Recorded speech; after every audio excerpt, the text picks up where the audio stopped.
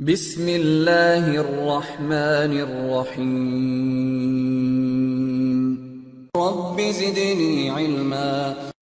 سوال: شرک کرنے کا نقصان کیا ہے؟ جواب: اللہ تعالیٰ کے ساتھ کسی کو شریک ٹھہرایا، اللہ تعالیٰ نے اس پر جنت کو حرام کر دیا، اس کا ٹھکانہ جہنم ہے اور ظالموں کا کوئی مددگار نہ ہوگا۔ سورۃ المائدہ آیت نمبر 72۔ رسول اللہ صلی اللہ علیہ وسلم فرماتے ہیں کہ جو کوئی اس حال میں مرے کہ وہ اللہ کے سوا کسی اور کو پکارتا ہو تو وہ جہنم میں داخل ہوگا۔ صحیح بخاری۔ سوال: کیا شرک کرنے والے کو اس کے نیک اعمال فائدہ دیں گے؟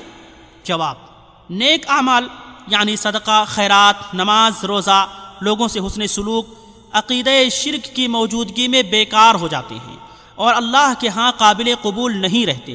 چنانچہ اللہ تعالیٰ نے 18 جلیل القدر انبیاء کا نام لے کر فرمایا: وَلَوْ أَشْرَكُوا لَحَبِطَ عَنْهُمْ مَا كَانُوا يَعْمَلُونَ۔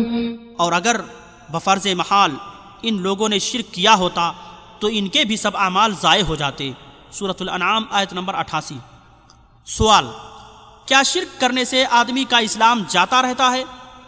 جواب: جس طرح کلام کرنے سے نماز ٹوٹ جاتی ہے، ہوا خارج ہونے سے وضو ٹوٹ جاتا ہے، جان بوجھ کر کھانے سے روزہ ٹوٹ جاتا ہے، اسی طرح شرک کرنے سے آدمی کا اسلام جاتا رہتا ہے، خواہ وہ خود کو مسلمان کہے۔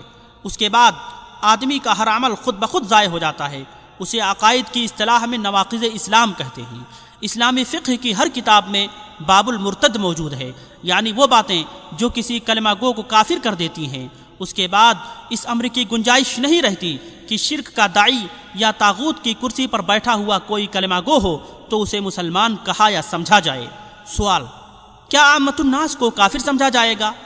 جواب: کسی گمان اور قیاس پر کسی کو کافر نہ کہا جائے گا، کیونکہ مسلمان کو کافر کہنے والا خود کافر ہو جاتا ہے۔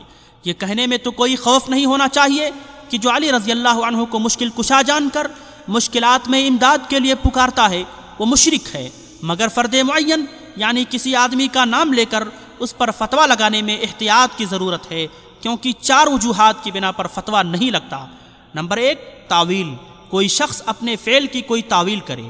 نمبر 2، اکراہ، کوئی شرکیہ عمل اپنی جان بچانے کے خوف سے کرے تو وہ بھی مشرک نہ ہوگا۔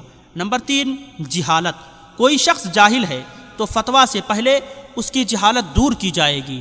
نمبر 4، بلا قصد، کسی شخص کی زبان سے بلا ارادہ شرکیہ یا کفریہ کلام نکلتا ہے، وہ دل سے اس بات کا قائل نہ ہو تو بھی اس پر فتویٰ نہیں لگتا۔ یہ 4 وجوہات نہ ہوں اور واضح طور پر نواقض اسلام میں سے کسی ایک بات کا مرتکب ہو تو اس کو کافر کہا جائے گا، ورنہ فقہ اسلامی میں مرتد کا باب سرے سے نہ ہوتا، کیونکہ مرتد وہ ہوتا ہے جس نے اسلام قبول کر کے کفر کیا ہو۔ سوال: ایک مسلم کو سب سے زیادہ خوف کس بات کا ہونا چاہیے؟ جواب: چونکہ شرک سب سے بڑا گناہ ہے اور مشرک کی نجات نہیں ہے، اس لیے ایک مسلم کو سب سے زیادہ فکر اس بات کی ہونی چاہیے کہ کہیں وہ شرک میں مبتلا نہ ہو جائے۔ ابراہیم خلیل اللہ علیہ السلام دعا کرتے ہیں: ابنی وبنی ان نعبد الاصنام۔ مجھے اور میری اولاد کو بتوں کی عبادت سے بچا۔ سورہ ابراہیم آیت نمبر 35۔ ابراہیم علیہ السلام کے اس قول کے بعد کون ہے جو شرک کی آزمائش سے بے خوف ہو سکتا ہے؟ شرک کی آفت سے وہی شخص بے خوف ہو سکتا ہے جو اس کی سنگینی سے بے خبر ہو۔ جب ہر نبی علیہ السلام طاغوت سے بچنے کی دعوت لے کر آئے ہیں تو ہمیں چاہیے کہ ہم طاغوت کو پہچانیں اور اس سے بچیں۔ سوال: کیا لا الہ الا اللہ محمد الرسول اللہ پڑھنے والا مشرک ہو سکتا ہے؟ جواب: رسول اللہ صلی اللہ علیہ وسلم نے فرمایا کہ تم یقیناً اپنے سے پہلی امتوں کی پیروی کرو گے اور پہلی امتوں سے آپ کی مراد یہود و نصارہ ہیں۔ بخاری و مسلم۔ یہود و نصارہ کے متعلق اللہ تعالیٰ فرماتا ہے کہ وہ طاغوت پر ایمان لاتے تھے اور طاغوت کی بندگی کرتے تھے۔ کیا تو نے اہل کتاب کو نہیں دیکھا کہ وہ بت اور طاغوت پر ایمان لاتے ہیں؟ سورۃ النساء آیت نمبر 51۔ رسول اللہ صلی اللہ علیہ وسلم نے فرمایا کہ قیامت اس وقت تک قائم نہ ہوگی جب تک میری امت کی ایک جماعت مشرکوں سے نہ جا ملے اور میری امت کے بہت سے لوگ بت پرستی نہ کریں۔ ترمذی برقانی نے صحیح کہا۔ سوال: کیا قبر پرستی کو بت پرستی کہا جا سکتا ہے؟ جواب: جب کسی قبر کی پوجا ہوگی تو اس کو بت پرستی کہا جائے گا، کیونکہ رسول اللہ صلی اللہ علیہ وسلم نے فرمایا: اے اللہ میری قبر کو بت نہ بنانا جس کی پوجا کی جائے۔ اللہ تعالیٰ کا اس قوم پر سخت غضب نازل ہوتا ہے جو اپنے نبیوں کی قبروں کو عبادت گاہ بنا لیتی ہیں۔ موطا امام مالک۔ عائشہ رضی اللہ تعالی عنہا فرماتی ہیں کہ آپ صلی اللہ علیہ وسلم نے آخر وقت میں فرمایا تھا کہ یہود و نصارہ پر اللہ کی لعنت ہو، انہوں نے اپنے انبیاء کی قبروں کو سجدہ گاہ بنا لیا۔ اگر اس بات کا خوف نہ ہوتا کہ محمد صلی اللہ علیہ وسلم کی قبر کو بھی سجدہ گاہ بنا لیا جائے گا تو آپ کو بند حجرہ میں دفن نہ کیا جاتا اور آپ کی قبر بھی کھلی ہوتی۔ بخاری و مسلم۔ سوال: معاشرے میں شرک کیسے پھیلتا ہے؟ جواب: شرک پھیلنے کی اہم وجہ یہ ہے کہ شیطان اولیاء اللہ سے محبت کو آڑ بنا کر غلو کرواتا ہے۔ قوم نوح کو دیکھیے، ود، سواع، یغوث، یعوق اور نصر ان کی قوم کے صالحین ہو گزرے تھے۔ صحیح بخاری۔ اللہ نے ان کے تقوی کی بدولت انہیں لوگوں کا محبوب بنا دیا۔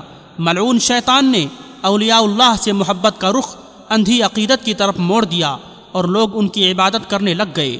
جب نوح علیہ السلام ان لوگوں کو ڈرانے کے لیے بھیجے گئے تو قوم کے سرداروں کے پاس سب سے کارگر حربہ یہی تھا کہ یہ نبی تمہیں تمہارے بزرگوں سے باغی کرنے آیا ہے۔ اللہ تعالیٰ فرماتا ہے: اور انہوں نے کہا کہ تم اپنے معبودوں کو ہرگز نہ چھوڑنا اور ود، سواع، یغوث، یعوق اور نصر کو کبھی نہ چھوڑنا۔ سورہ نوح آیت نمبر 23۔ شیطان نے یہ حربہ ہر قوم میں استعمال کیا اور انبیاء علیہم السلام کو یہی جواب ملا۔ اللہ تعالیٰ نے فرمایا: ہم نے اپنے باپ دادا کو ایک راہ پر پایا ہے اور ہم قدم بقدم انہی کے پیچھے چل رہے ہیں۔ سورۃ الزخرف آیت نمبر 23۔